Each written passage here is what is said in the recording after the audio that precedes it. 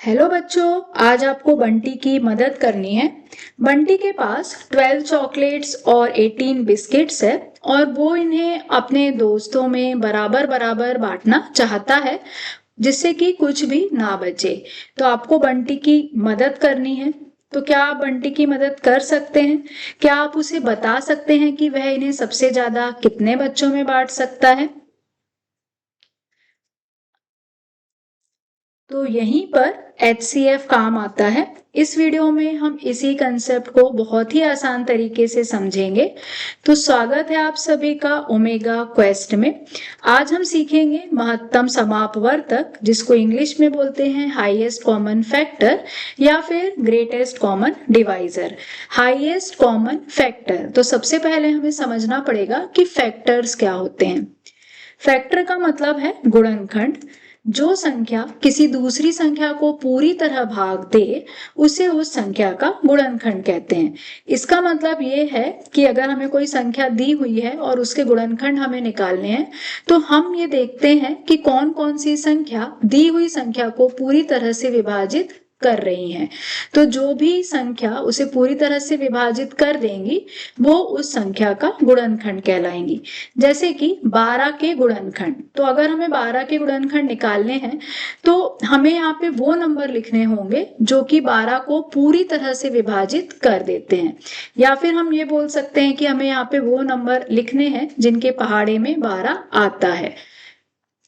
तो 1 आएगा, 2 आएगा, 3 आएगा, क्योंकि ये सभी नंबर 12 को पूरी तरह विभाजित कर देते हैं। 4 आएगा, 5 नहीं आएगा, क्योंकि जब हम 12 को 5 से भाग देते हैं तो शेषफल 2 आता है। तो 5 जो है वो 12 का गुणनखंड नहीं है। 6 आएगा और 12 आएगा। इसी तरीके से हम 18 के गुणनखंड निकाल सकते हैं।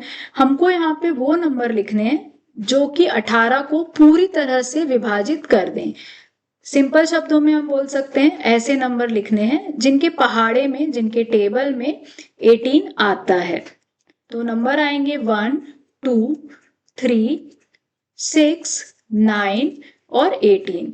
तो सिंपल यही मेथड है फैक्टर्स और गुणनखंड निकालने की। अब आता है महत्तम समापवर्तक मींस HCF। दो या अधिक संख्याओं के सामान्य गुणनखंडों में सबसे बड़ा गुणनखंड उनका महत्तम समापवर्तक कहलाता है।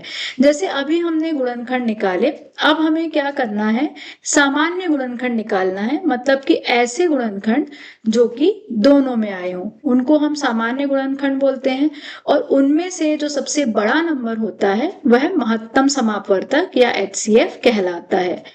जैसे कि हमने 12 के गुणनखंड निकाले थे, हमने 18 के गुणनखंड निकाले थे।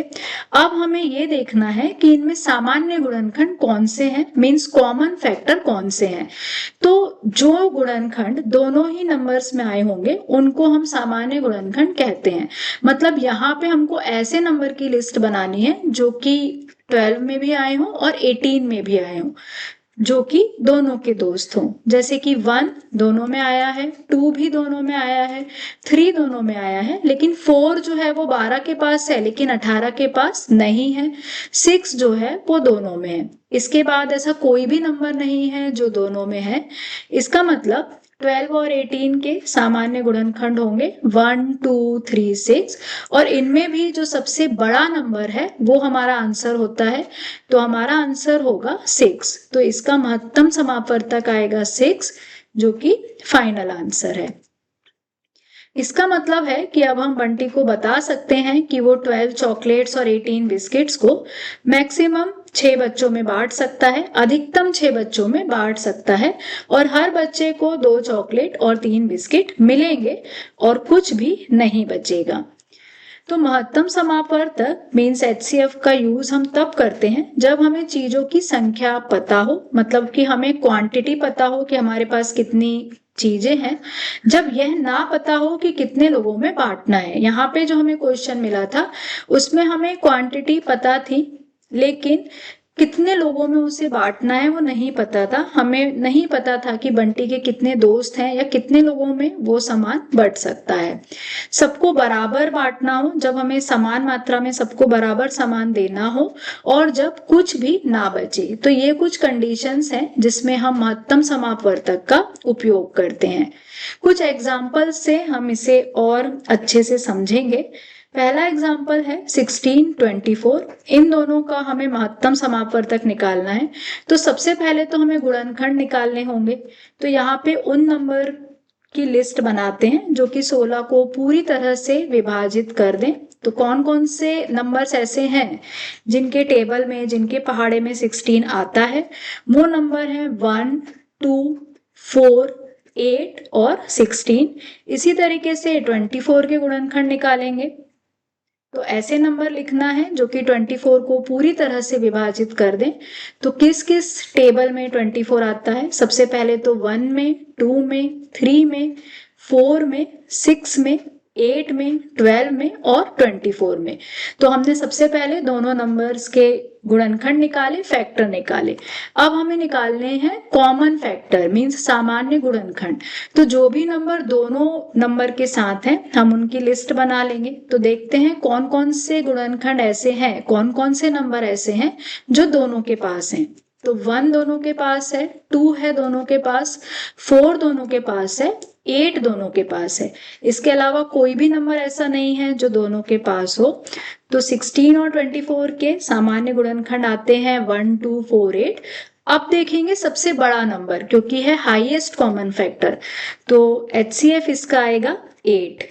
सेकेंड एग्जाम्पल में हमारे पास 3 नंबर हैं, तो मेथड कुछ चेंज नहीं होगी, सेम मेथड होगी। इस बार हमें तीनों नंबर के गुणनखंड निकालने होंगे। तो 12 के गुणनखंड है 1, 2, 3, 4, 6, 12, 18। ऐसे नंबर लिखेंगे जो 18 को पूरी तरह से विभाजित कर दें। तो देखते हैं कौन कौन से नंबर ऐसे हैं जिनके पहाड़े में 18 आता है। 1 के पहाड़े में आएगा, 2 में आएगा, 3 में आएगा, 6 में आएगा, 9 में आएगा और 18 में आएगा।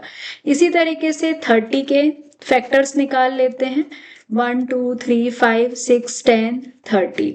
तो तीनों के गुणनखंड निकालने के बाद हमें देखना है ऐसे कौन से नंबर्स हैं जो तीनों में आए हैं। अगर कोई नंबर 2 में आया है और तीसरे में नहीं आया, उसको हमें नहीं लिखना है। हमें सिर्फ और सिर्फ वही नंबर्स लेने हैं जो कि तीनों में आए हैं। तो 1 एक है जो तीनों के पास है, 2 है, 3 है, 4 जो है वो 18 और 30 के पास नहीं है, 6 है जो कि तीनों में है, और इसके अलावा ऐसा कोई भी नंबर नहीं है जो तीनों के पास है। तो 12, 18 और 30 के सामान्य गुणनखंड कॉमन फैक्टर हुए 1, 2, 3, 6, और उसमें भी जो सबसे बड़ा है वो महत्तम समापवर्तक होगा, वो HCF होगा। तो आंसर आएगा 6। अब एक सवाल है आपके लिए, आपको ट्राई करना है 12, 20 का HCF।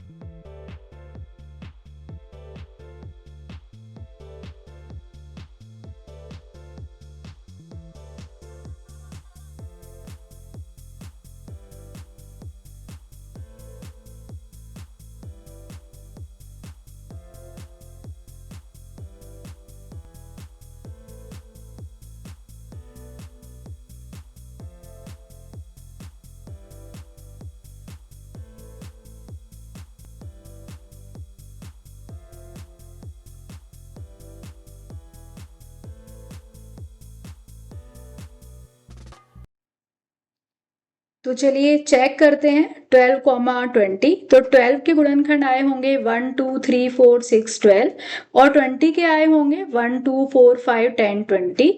और इसमें जो सामान्य गुणनखंड है, मतलब ऐसे नंबर जो दोनों के पास हैं, वो है 1, 2, 4। तो आपका फाइनल आंसर आया होगा 4।